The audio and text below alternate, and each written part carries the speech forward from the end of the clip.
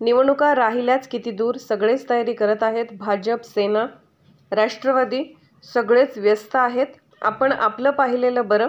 महायुतीच्या 185 जागा निवडून येणार. मुख्यमंत्र्यांची जागा रिकामीच आहेच कुठे? जागा रिकामी होईल तेव्हा विचार करू. मला मुख्यमंत्री व्हायचं आहे असे म्हणणारा एका तरी पक्षाचा नेता आहे का? मी आता कुणाकडेच काही मागणार नाही. मराठा समाजाला आरक्षण दिलंच पाहिजे ही आमची भूमिका आहे. मताच्या हव्यासापोटी आरक्षण मागू नका, यावर आम्ही बोलणार. पण आज नाही. आरोप प्रत्यारोप करून कुणाला छेडायचं नाही. मी तर जंगलातील शेर आहे. कुणी म्हणावं की मी काहीच केलं नाही. पदाधिकाऱ्यांना मागणी कुठल्या जागा घ्या आता पदाधिकाऱ्याला पूर्ण अधिकारी जागा मागण्याचा पदाधिकारी कशाला नाही म्हणते. ते बिचारे सगळ्या 5च्या 5 मागतात. पण हा निर्णय आमचे NDAचे घटक दल बसून आम्ही निर्णय घेऊ. दादा, जालना विधानसभेची मागणी आबांनी केली आहे, मीडियामध्ये तसं बोलले. त्यानंतर अर्जुनराव खोतकर यांनी तुम्हाला जालना हवे असल्यास महायुतीतून आम्हाला देऊ, मात्र आम्हाला त्याबद्दल भोकरदन आणि बदनापूरची जागा द्यावी लागेल असं त्यांनी. असं जर का आमच्या NDAच्या बैठकीत ठरलं की बदनापूर आणि जालना बदनापूर आणि भोकरदन द्या, तर पक्षाचा निर्णय आम्हालाही मान्य करावा लागेल. आम्ही काही त्याला विरोध नाही करू शकत. आम्ही पक्षाचे एकनिष्ठ कार्यकर्ते आहेत. मी बोललो म्हणजे त्यांनी बोला आणि त्यांनी बोललो म्हणजे मी बोला असा जर अर्थ होत नाही. ज्याला बोला ते बोलल. माझी भूमिका आहे, पक्ष नेतृत्व NDAच्या घटक दलाबरोबर जो निर्णय घेईल तो माझा निर्णय पाहिजे. जालना विधानसभेबाबत तुमची भूमिका काय? आमची भूमिका आहे, जो NDAचा उमेदवार राहील त्याच्यासोबत आम्ही राहू. सांगितलं मराठा समाजाच्या कार्यकर्त्यांच्या की मी लोकसभेमध्ये मराठा समाजाला आरक्षण द्या, मराठा समाजाला आरक्षण द्या ही आमची पण मागणी, दिलंच पाहिजे. पण आमची भूमिका आहे, कोणाचं कारण आम्ही कोणाला द्यायला पहिल्यापासून आमच्या पक्षाची भूमिका आहे. पण त्यांनी 377 खाली जर लोकसभेत मागणी करणार असतील तर मनोज जरंगे पाटील जी मागणी करतात की मराठ्यांना ओबीसीतून आरक्षण द्या, त्या 377च्या पेजवर असं लिहा की मराठा समाजाला ओबीसीतून आरक्षण द्या. तर तुम्ही खरे नसता मतलबी.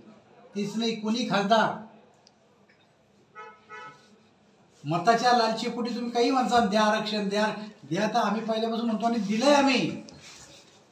पण दिलेलं आरक्षण जे आहे ते टिकवायचं आहे आम्हाला. त्यामुळे मी त्यांच्यावर आज नाही बोलणार. मी बोलणार आहे पण अजून नाही. त्यांना आरोप प्रत्यारोप करून त्यांना छेडायचं नाही. मला त्यांना काम करू द्यायचं आहे. पण या पलीकडे जाऊन आता विधानसभेच्या निवडणुका आल्यात, गल्ल्या बोळानं काही ढेकणं फिरू राहिलेत आणि भाषणं काय करू राहिलेत की पुढे तुमचे विकास पुरुष. अरे मी तर जंगलातला शेर आहे. कोणी म्हणावं की मी काही नाही केलं नाही तर एका स्टेजवर या की आपण कोणी एकाला नाही कोणालाही माझ्यावर नाव ठेवणार नाही. माना जालन्यात एक स्टेज मामा चौकात माना तुम्ही येऊन तुम्ही काय केलं आणि मी काय केलं. जर माझ्यापेक्षा तुम्ही जास्त केलं असेल तर कान धरून पैसे मारेल. पण तुमच्यापेक्षा मी जर जास्त केलं असेल तर कान धरून पैसे तुम्हाला मारावं लागतं. हे माझं चॅलेंज आहे, स्वीकारावं कोणाने. 185. शंका आहे महाविकास आघाडीच्या राहिलेल्या त्यांच्या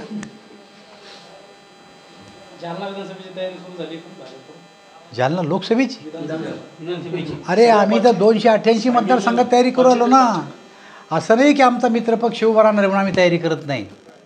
आमचा मित्रपक्ष असला तरी त्याच ताकदीची तयारी आम्ही उभी करतो. कोण मित्रपक्ष प्रश्नच नाही. पक्षाचा एकनिष्ठ कार्यकर्ता आहे. मित्रपक्षाचा आम्ही पक्षाला साथ देतो. कोणी व्यक्तीचे काही द्वेष थोडा आमच्याजवळ नाही. काय वाटतं आचारसंहितेचं कधीपासून निवडणुकीचं बिगुल वाजेल? निवडणूक आयोग जाहीर करीत तारीख तेव्हा आचारसंहिता लागू होईल. जरांगे पाटील म्हणाले की विरोधक जर येत नसेल मग सत्ताधाऱ्याला काय अडचण आहे आरक्षण द्यायला, त्यांची तर एक हाती सत्ता आहे. हे बघा, आम्हाला जेवढं कायद्याच्या चौकटीत बसून जसं आरक्षण देता येत होतं तसं आम्ही दिलं. त्याच्यावर त्यांचं समाधान नाही आहे. तो त्यांना त्यापेक्षा जास्त काही लागतं तो मागण्याचा त्यांना अधिकार आहे. पण आत्ता ज्यांना कोणाला जास्त मतं पडली आणि ते निवडून आलेत त्यांनी काय कशा पद्धतीनं मागण्या करतात. फक्त एकच मागणी करावं त्यांनी, काँग्रेसने, राष्ट्रवादीने, शिवसेनेने की जरांगे पाटील जे म्हणता ओबीसीतून आरक्षण द्या, ते आरक्षण द्यायला आम्ही तयार आहे, त्यांनी जाहीरनाम्यामध्ये टाकावं. 288 जागांमधून जरांगे पाटील उमेदवार उभं करणार असल्याचं त्यांनी म्हटलंय. काय वाटतं निवडणुकीमध्ये ते आम्हाला काहीही वाटत नाही. खुशाल त्यांनी उमेदवार उभे करावं, त्यांना अधिकार आहे. असं कोण माणूस कोणाला नका बरोबर म्हणणारा असं म्हणताच येत नाही कोणाला. जे जरांगे पाटलाला भेटीला त्यावेळेस जी काही घडलं, जी काही चर्चा झाली ती मुख्यमंत्री आणि जरांगे पाटीलनं ठरविलं आणि मुख्यमंत्र्यांनी त्यांना जे शब्द दिला ते सरकारनं पूर्ण करायला पाहिजे. आम्ही काही त्यावेळेस ते शब्द दिला नव्हता जरांगे पाटलांना. मला असं वाटतं की त्यांच्या दोघातली काय बोलणी झाली मी पण ऐकली नाही, त्यामुळे त्याच्यावर भाष्य करणं बरोबर नाही. शरद छगन भुजबळ जे आहे ते शरद पवारांची भेट घेतली होती, तोडगा काढा असं त्यांनी मागणी केली होती. काय वाटतं शरद पवार यावर तोडगा काढतील? ते भुजबळ साहेबच सांगू शकतील. प्रकाश आंबेडकर जालना दौरे प्रत्येक पक्ष निवडणुकीच्या अनुषंगाने तयारीला लागला आहे. आज प्रकाश आंबेडकर जालन्यात येत आहेत, नंतर उद्धव ठाकरे येत 11 तारखेला. सगळ्यांचीच तयारी चालू झाली आहे की कसं काय, म्हणजे कसं बघताय आता या पुढच्या लोकसभेच्या नंतर विधानसभा महाराष्ट्रासाठी खूप महत्वाची ठरते. कसं बघताय सगळ्या राजकीय? काय बघायचं, निवडणुका राहिल्याच कुठं दूर.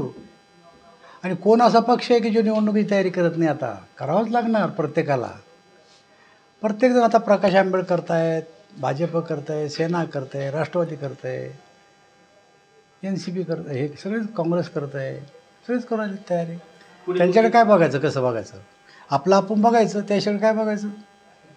पुढील मुख्यमंत्री कोण वाटतो? पुढचा मुख्यमंत्री कुठं जागा रिकामी मुख्यमंत्र्याची अजून येड्या? जागा कुठं रिकामी अजून मुख्यमंत्र्याची? जागा रिकामी होईल तेव्हा विचार करू. मुख्यमंत्री जागा भरेल ना सध्या.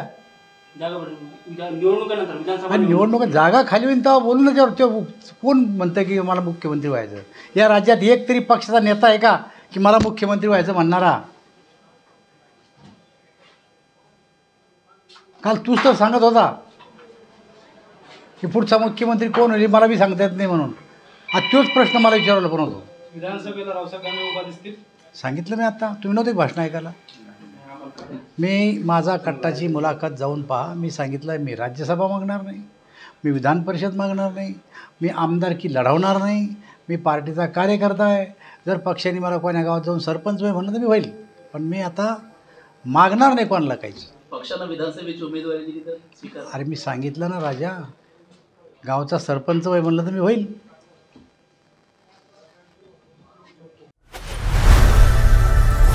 लोकनायक न्यूज